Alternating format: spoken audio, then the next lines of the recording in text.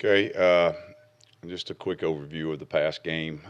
I think what came out of that most is we're constantly asking the guys in the defensive room just to play the next play and believe in the process in terms of if you keep improving and you play with relentless effort, you tackle, you got physical and mental toughness, you know your job and you do your job and you keep doing that over and over. That eventually it will pay dividends. And obviously, they had been making progress in that through the first three games, but the success had not really been on the scoreboard.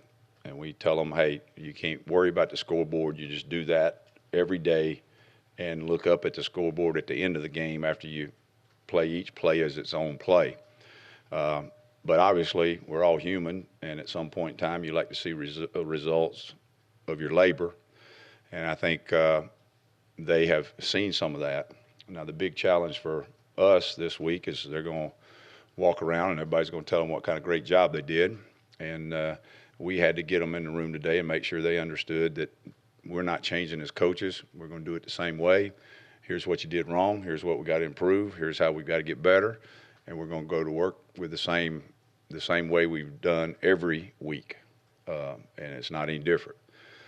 I think some of the things that you guys always like to hear what we thought were the highlights or what we thought may have been some of the positive things, and then obviously everybody gets real excited when you say some of the things you need to improve on or put a negative connotation on it.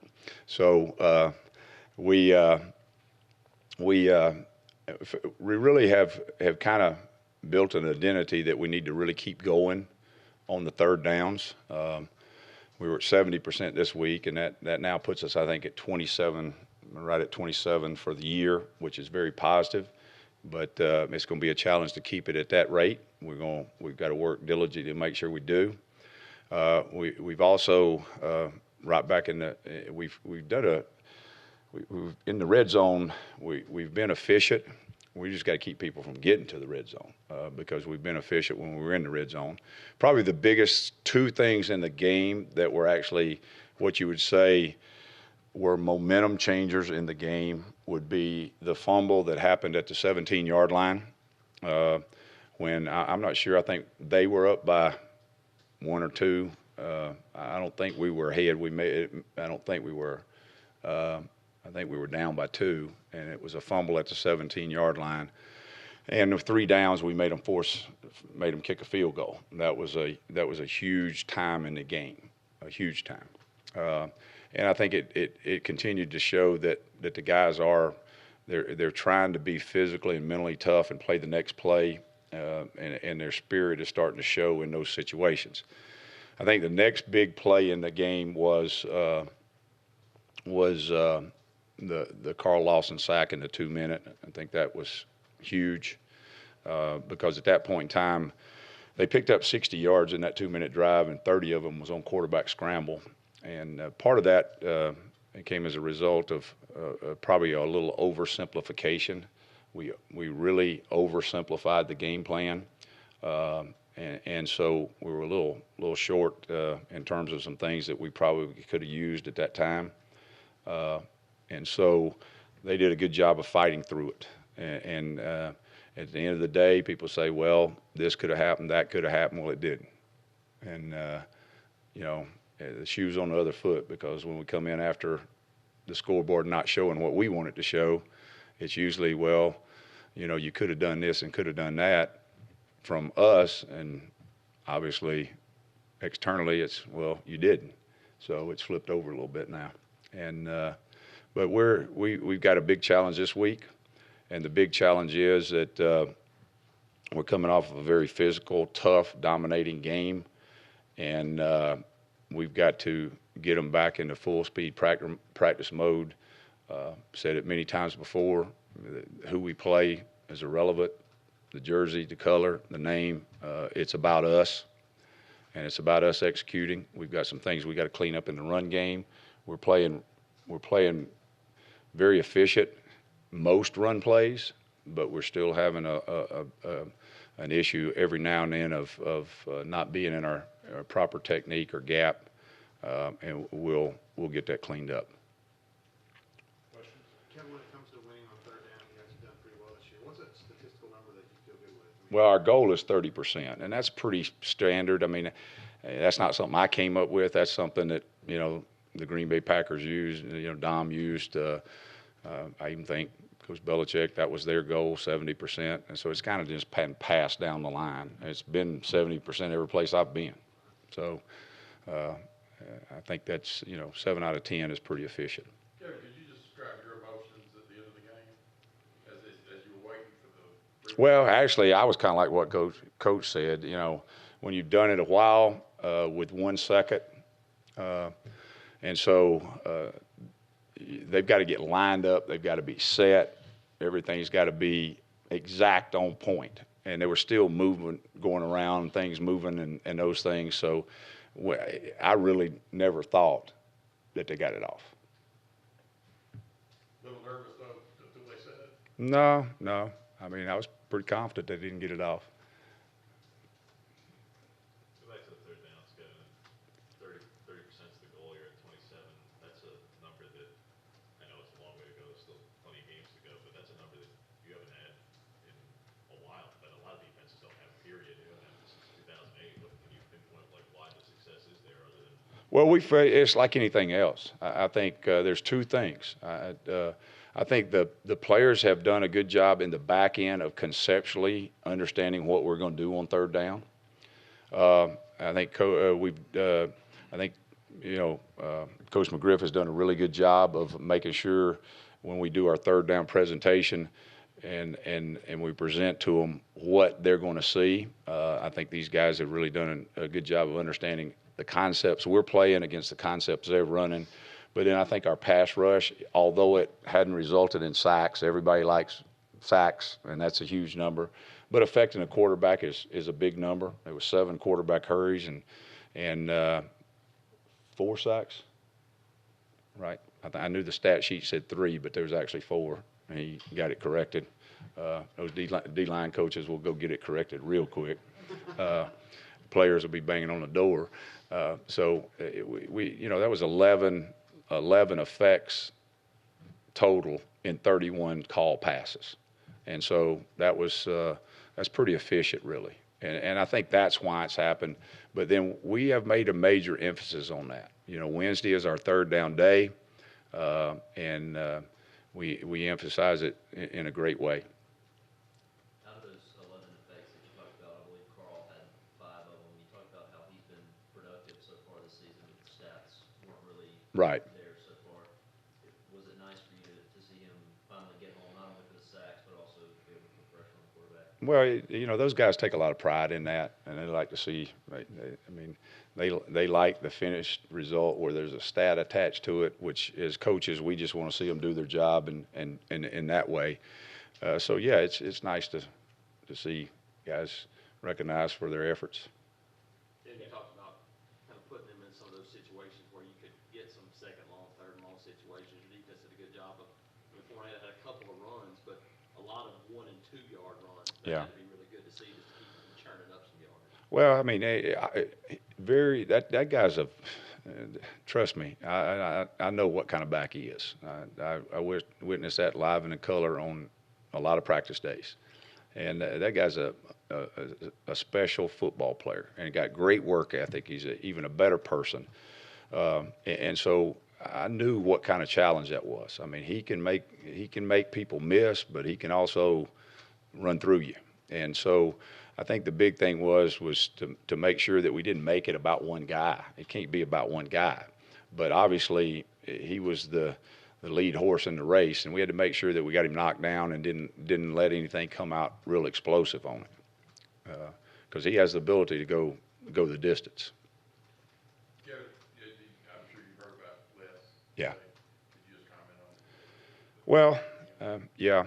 I mean, I understand the business. I do the business side of it, and my thoughts and prayers are with he and his family.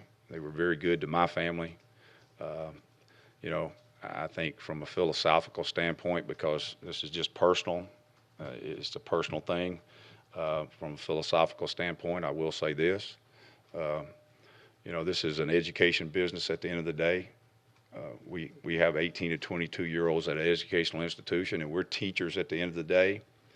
And because of that, at this time in the process, and I mean, they do what they want to do, but philosophically, personally, I just don't believe in. How do you feel about Ed Orgeron getting that shot to be an interim coach again? Well, I think Ed would be the first to tell you that, to get a shot like that for that reason, it's not what you're trying to make happen. But he's a good football coach. He's a good person. He's a good leader. He will obviously he's got experience of doing that. So and did well. Kevin, you've talked before in this room about not playing scared, and you've got a drive here where they're trying to go down and score a touchdown on the last drive, and Yeah. you could have tried to tape everything in front of you and play quote-unquote prevent, and you're still blitzing. What do you, Yeah. you get a good reaction from your players, you get a good reaction from your players when you do that. Yeah, and to be honest with you, if we'd had a little bit more in our package and had not oversimplified the package, you'd have seen more. There was 2 calls on there that you saw that really, I'd call it pressure at that time. And we just had shown them both those other 2 pressures that we had for that situation, which was not enough. But we were trying to be really, real simple with the game plan and not let our players overthink. But yeah, I don't mind. Do you get a sense your players get a jolt from, hey, coach still wants us to play this way, we're still going after them instead of, trying to keep everything in front? Well, you'd have to ask them that, but I think for the players enjoy that. I mean, they do. They enjoy it. How pleased were you with your linebackers after Trey got ejected? Yeah. Rotation, you had to go with there. How pleased were you with their Well, I thought they did a really good job. We tackled really well in the game, except the first 4 plays. The first 4 plays, I was like, wow. We need to go back over to the practice field for a few minutes, take a break. But after the first 4 plays, I think everything settled down, and we really tackled very well. We were very physical. Those guys fit the run very well, and tackled well. We had a lot of hats to the ball. We did have a lot of hats to the ball. There's a lot of relentless effort on that field. How do you feel about Trey Matthews' performance with the team tackles? I know LSU was kind of a low light for him last year after what Fournette was able to do against. Yeah, well, I'll tell you, the rule we had last week is I don't want to hear about last year. I know I was there. Okay, so don't tell me about it.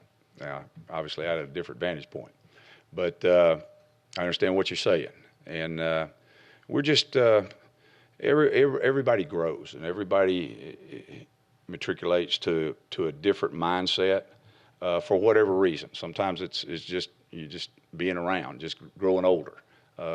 Sometimes it's getting bigger, stronger, faster. Sometimes it's just a mindset change. But he did play a very good game. He's very productive and really made some really good tackles. Really good tackles. Kevin, Trey Williams got ejected, obviously, yesterday. But I will say this, excuse me, I will say this. I mean, he has 2 new shoulders, too. I think that helps. With Trey getting ejected yesterday, it wasn't a dirty hit either way, but it was just a targeting call on him. Is that the cost of doing business in a way? I mean, you teach your kids to hit hard, and occasionally, do you look at it as they're going to get? No, now the biggest thing you got to understand is we have a responsibility that is very, very serious in this game because it's our game and we got to take care of it. So we really emphasize safe tackling. And it's not for us to decide when it's a bang, bang moment. That's for somebody else to decide. But once they've decided it, you know the SEC rules. Did you talk to Trey about that hit? I mean, was it something that you're upset about? Well, no, we're not upset. That's not the right word. I mean, we'll show him on film, and if there's some ways we can correct it in terms of being safer and better technique, we'll do that. And if there's not, then we can't. So sometimes they are unavoidable just because a guy falls awkwardly or has. Well, I mean, it's 2 human bodies moving at a high rate of speed that are big and powerful, and sometimes angles change. Sometimes angles change. TJ played the most he's played thus far this season. Just what do you think about how he played this? I thought TJ did a good job. He did a good job of quarterbacking the defense. He made some good run fits. Had some good tackles. So he played well. Take a few more. On that, how does Montavious Atkinson do? Well, I tell you what, Montavious did a good job. He can run. He's physical. He's got a good motor. You know, we were in a different ball game, as you well know, and that's a different deal than nickel and dime when you got regular and there's, you know, where we've been playing with 12 men spread out and all of them in motion. We were playing with 13 men in a phone booth and they're all swinging. And so it was a physical game, and so you need to make sure you, when it's that kind of game, that you can refresh those guys inside. And we rolled them, and they did a good job. They did a good job. Did Montravius Adams play really well? Yeah, that was something. I'm glad you mentioned that. That was something in watching the film last night, and not to say that you said you watched it last night.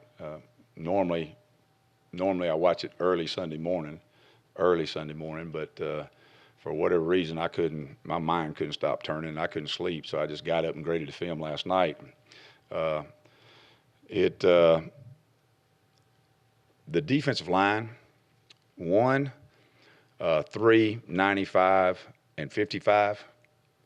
You know, Carl Lawson, Dontavius, Adams, and Marlon really played a very, very solid, good football game. They affected the line of scrimmage on most every snap. That was a good core group in there. What it is about it, when you say it is about us, especially in a week like this, you're playing a Sun Belt team who's going through a bit of a rebuild. What are you trying to get out of this week, and how, I know you had to prepare for McNeese. If you look at back, I think you had to play them last year, you had to prepare for that coach, and Right. he's there now. How much do you take a little bit from a year plus ago of preparing for that and trying to get something out of this? Yeah, much of this. I mean, a lot of it's the same stuff, and so I've seen the offensive philosophy. Now we only got to play 4 snaps in that game, but we had to prepare for it, which is a story in itself there. But we did prepare for it, and so I've got background of what he does, what he likes. A lot of it's the same. Some of the personnel is different because he's got different personnel at Monroe. So I mean, they're very, very well coached. And schematically, he gives you some problems. He gives you some problems with the quarterback run game, and the way they go about doing it. All right, Coach. Thank you. I wasn't through.